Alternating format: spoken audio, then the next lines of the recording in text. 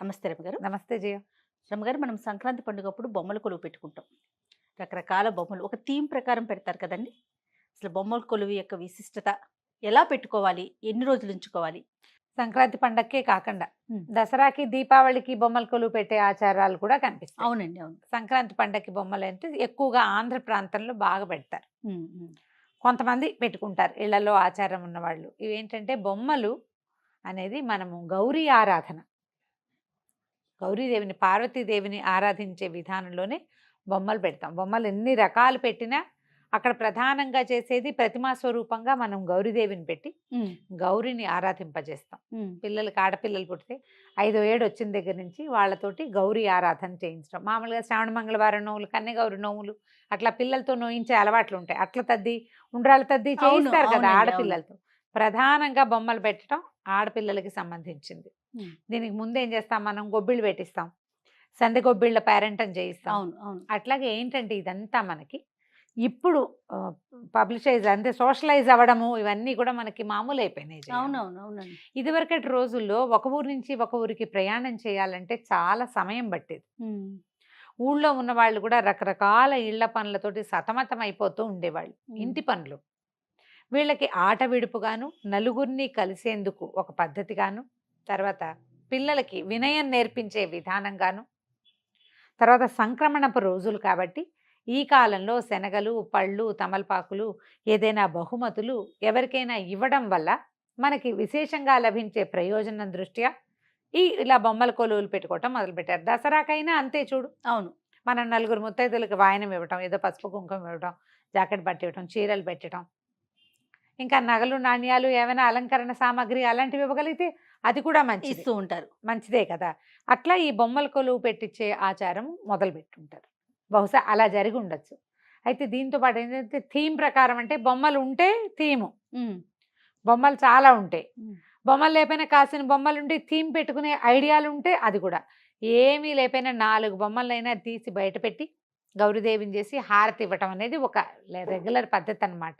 Okay. మనం ఎలా కావాలంటే అట్లా పెట్టుకోవచ్చు. అయితే దీన్ని ఏం చెప్తారంటే ఇంట్లో ఆనవాయితీ లేకుండా మొదలు పెట్టకూడదని ఒక సిద్ధాంతం. అవును, విన్నానండి. మా ఇంట్లో ఆనవాయి లేదండి మేము పెట్టమంటారు. అదే కాకుండా ఒకవేళ మనకు సరదా ఉంటే పెట్టుకోవచ్చు. కానీ ఈ ఏడాది ఓ 25,000 పెట్టి బొమ్మలు కొని పెద్ద కొలువు పెట్టి వచ్చే సంవత్సరం మేము షికారు వెళ్తామని బొమ్మలను వదిలేయకూడదు. ఓహో, ప్రతి సంవత్సరం కంటిన్యూ చేయాలి. ఖచ్చితంగా అంత కొలువు, అన్ని థీములు పెట్టకపోయినా బొమ్మలంటూ కొన్నిటినైనా బయట పెట్టి ప్రధానంగా దేవీ దేవతల విగ్రహాలుగా మనం కొనుక్కుంటాం, తెప్పించుకుంటాం, ఆ, వారినైనా బయట పెట్టి గౌరీదేవిని పెట్టి హారతి ఇవ్వాల్సిందే. ఆడపిల్లలు ఉన్నప్పుడు చేస్తారు. ఆడపిల్లలు పెళ్ళిళ్ళు అయిపోయి మగపిల్లలకి కోడళ్ళు రాక అయినా సరే తల్లులు బొమ్మలు పెట్టుకుంటారు. మా అక్కయ్యలు అట్లాగే పెడతారు.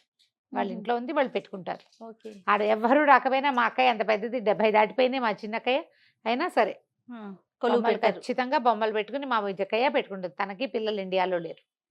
కొన్ని బొమ్మలైనా తీసి బయట పెట్టి సీతారాముల సెట్టు, ఉమ్, పారాడే కృష్ణుడు ఉమ్. ఇట్లా పెట్టి గౌరీదేవిని పెట్టి బొమ్మలకి ఖచ్చితంగా ఏదైనా నివేదన చేయటం, బొమ్మలు ఎదురు చూస్తాయని చెప్తారు జయ. ఉహుం. ఇప్పుడు ఆరాధించాము, మళ్ళీ ఈ సమయం వచ్చేసరికల్లా ఆరాధన సమయం వచ్చింది, ఓ, ఖచ్చితంగా చేయాలి అని చెప్తారు. సరదాగా ఒక సంవత్సరం చేసుకుంటాం అని మానేయబోకండి. ఓకే. ఒకవేళ మొదలు పెడితే కనుక ఉమ్. మొదలు పెట్టము, ఎవరింట్లోనే బొమ్మల కొలువు ఉంటే బొమ్మల కొలువుకి రండి అంటే చక్కగా వెళ్ళండి. సోషలైజ్ అవ్వడానికి ఇది చాలా మంచి విధానం.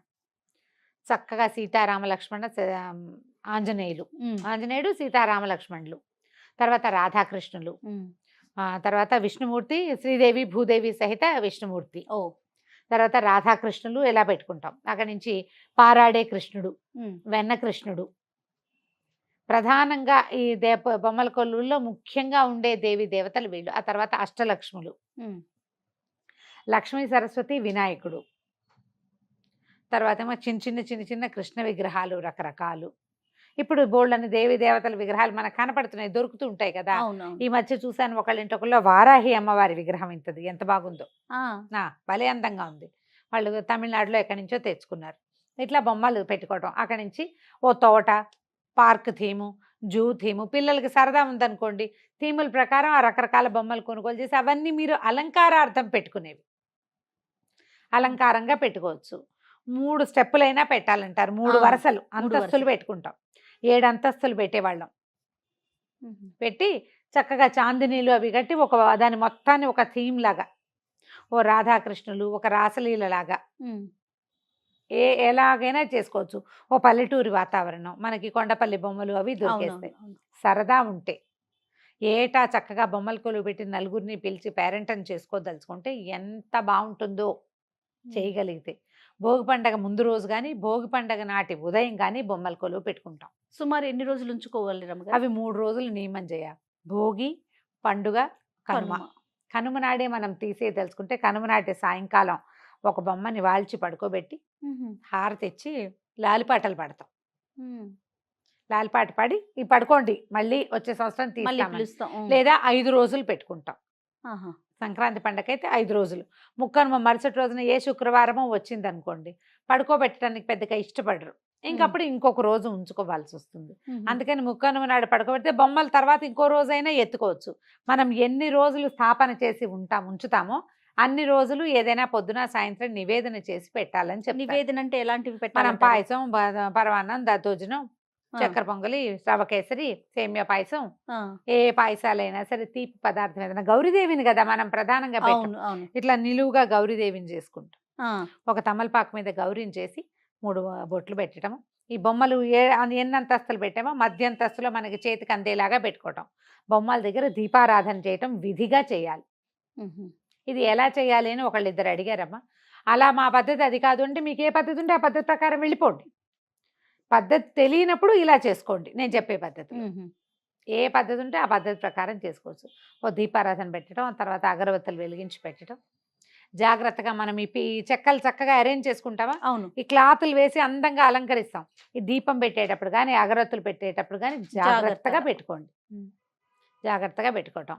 అక్కడి నుంచి చక్కగా బొమ్మలకి ఏదైనా నివేదన చేసి కాసిన పళ్ళు, పాలు, తర్వాత ఇంకోటి ఏదైనా చేసి పెట్టి అన్న నివేదన చేస్తే మంచిదని చెప్తారు. గౌరికి చలవ, ఓకే, ఆడపిల్లలకి మంచిదని నివేదన చేయటం, ఆ ప్రసాదం పుచ్చుకోవటం. సాయంకాలం అందరినీ చుట్టుపక్కల వాళ్ళని మా ఇంట్లో బొమ్మల కొలువు పెట్టాం, హారతి ఇస్తాను రండి అని చెప్తాం.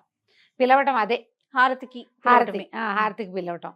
బొమ్మలకు ఒకసారి పిల్లల్ని ఎవరైనా కూర్చోబెట్టి భోగిపళ్ళు పోసిన రోజున భోగిపళ్ళకి హారతి, బొమ్మలకి హారతి ఇచ్చి అందరూ చక్కగా కాసేపు కూర్చుని పసుపు రాయటం. అక్కడి నుంచి చూడు ఇలా పేరెంటం పిలవగానే ఇంట్లో ఉన్న చిన్నపిల్ల పెద్ద పిల్ల అందరూ కలిసి వచ్చిన వాళ్ళకి బొట్టు పెట్టడం, పాదాలకు పసుపు రాయటం.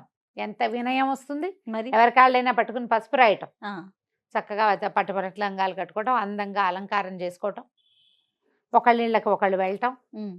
తర్వాత ఏమో శనగలు, అరటిపళ్ళు, తమలపాకులు ఇట్లా తాంబూలం ఏర్పరిచి ఇవ్వటం. చిన్న చిన్న బొమ్మలు ఏవైనా మనం తెచ్చి పెట్టుకుంటే చెక్క బొమ్మలు అవి పిల్లలకి గిఫ్ట్లుగా ఇవ్వటం. ఏటా కొత్త బొమ్మలు కొనాలి. ఒక సంవత్సరం కొన్నాము, మరుసటి సంవత్సరం కొలువు పెట్టేటప్పుడు కొత్త బొమ్మలు. మేము ఏడాదంతా ఎక్కడికైనా వేరే ప్లేసులకి వెళ్తే కొలువులో కానీ బొమ్మలు కొనుక్కొచ్చి తెచ్చుకునేవాళ్ళం. అవి కొలువులో పెట్టుకోవటం.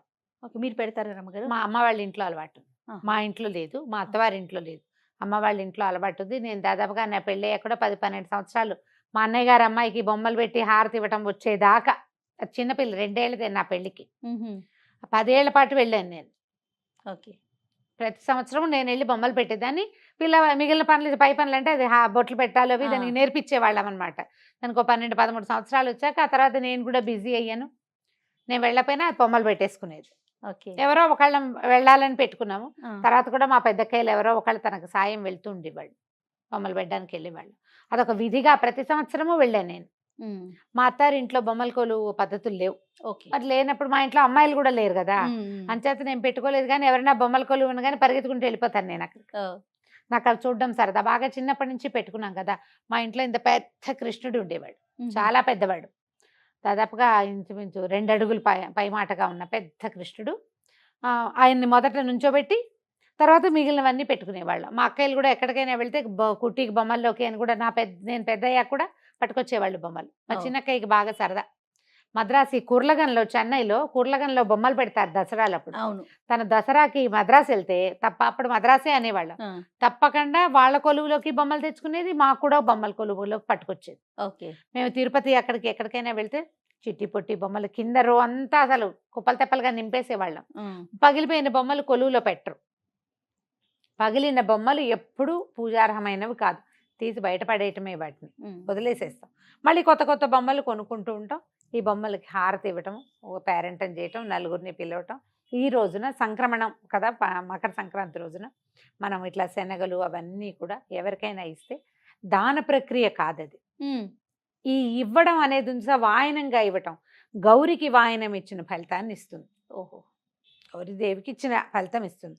అందుకని తప్పకుండా ఏం చేస్తారు, కొన్ని ప్రాంతాల్లో ధార పోసుకోవటం అని పసుపు కుంకుమ, తర్వాత ఏమో నువ్వులుండలు, ఖర్జూరాలు, పళ్ళు, ఏదైనా తీపి పదార్థము తప్పకుండా ముత్తైదువులకి ఇవ్వడం ఒక ఆచారంగా కనపడుతుంది కొన్ని ప్రాంతాల్లో. ఓహో. వాళ్ళు ధార పోసుకోవటం అని చేస్తారు. తూర్పు వైపు అంతా, అంటే ఇప్పుడు మన వైజాగ్ శ్రీకాకుళమున ఆ వైపు అంతా అట్లా చేస్తారు. మన ఆంధ్ర ప్రాంతాల్లో ఏం చేస్తారంటే ఇలా తాము వాయనంగా ఇవ్వటం. తెలంగాణలో చెరుకు ముక్కలు పంచి పెడతారు బాగా విస్తారంగా, తీపి కదా. అవునవును. చెరుకు ముక్కలు పంచడం అక్కడ కనపడుతుంది మనకి, వైజాగ్ వైపు కనిపిస్తుంది. అవును. ఆంధ్ర ప్రాంతాల్లో ఏం చేస్తారు, భోగిపళ్ళు పోసి ఆ రోజు చెరుకు ముక్కలు పంచి పెడతాం. తీపిని పంచటం అది ప్రధానమైనది. ఏంటంటే ఇప్పుడు సూర్యుడు గతి మారుతుంది, దానివల్ల భూమికి మళ్ళీ మంచి రోజులు వస్తాయి. దేవతల నిద్రాకాలం సమాప్తమైపోయి వాళ్ళు మెలకుగా ఉంటారు. ఈ రోజు నుంచి నిద్రలేస్తారని కదా, భోగి పండుగ మరుసటి రోజు వచ్చిన సంక్రమణం రాజుని నిద్రలేస్తారని. వీళ్ళందరినీ సంతృప్తి పరచడానికి మనం చేసేటువంటి ఈ ఆట విడుపుగా ఉండే పూజా విధానము దేవతల ఆరాధనా క్రమంలో ఒక భాగం. ఏ ప్రాంతాల వాళ్ళకి అలవాటు ఉంటే ఆయా ప్రాంతాల వాళ్ళు చేసుకోవచ్చు. కొత్తగా పెట్టేవాళ్ళు 3 స్టెప్పులుగా పెట్టుకోవచ్చు. కొంచెం ఎత్తుగా ఏదైనా వేసి మనం కాళ్ళకి తగలకుండా, పిల్లలు ముట్టుకోకుండా అట్లా ప్లాన్ చేసుకుని పైన ఏదైనా ఒక ప్రధాన విగ్రహాన్ని నిలబెట్టడం, అటు ఇటు 2 చిన్న విగ్రహాలు బొమ్మలే, మట్టి బొమ్మలు, మట్టి పింగాణి బొమ్మల్ని, చెక్క బొమ్మల్ని, ఈ కొండపల్లి బొమ్మలు అట్లా కూడా పెట్టుకోవచ్చు. మట్టి బొమ్మలు మాకు బందర్ దగ్గర వలంతపాలెం అని ఒక ఊళ్ళో తయారు చేసేవాళ్ళు. మా దగ్గర ఇంత పెద్ద పెద్ద సీతారాములు కూడా ఉండేవాళ్ళు. కాస్త ముక్కు మొహం బాగుండి చక్కగా అందంగా ఉండి చక్కగా రంగులేసిన ఏ బొమ్మనైనా, పిల్లలు ఆడుకునే బొమ్మలు కూడా పెట్టచ్చు. కాకపోతే మధ్యలో తీయనివ్వకూడదని చెప్తారు. పెట్టినాక లాస్ట్ వరకు ఉంచాలి. 3 రోజులు 5 రోజులు మనం ఉంచుకున్న నాళ్ళు ఉంచుకొని చక్కగా చివరి రోజున పడుకోబెట్టి హారతి ఇచ్చేసి జోలపాటలు పాడి పంపించేస్తామన్నమాట. ఇదంతా సోషలైజ్ అవటానికి పెద్దలు పెట్టిన కార్యక్రమాలు ఇలాంటివన్నీ కూడా, అంతే కదా రమ్మగారు? గౌరీ ఆరాధనా క్రమం అంతే. పిల్లలకి ఆరాధనా విధిని అలవాటు చేయటం, నలుగురికి తాంబూలాలు ఇవ్వడము, మంచి రోజుల్లో ఎవరికైనా ఇచ్చిపుచ్చుకునే ధోరణి, పొరుగుతో చక్కగా ఉండటం, దానికోసం అని పెట్టింది. మంచి పద్ధతి, కుదిరితే చేసుకోవటం. తప్పకుండా. నమస్తే. నమస్తే.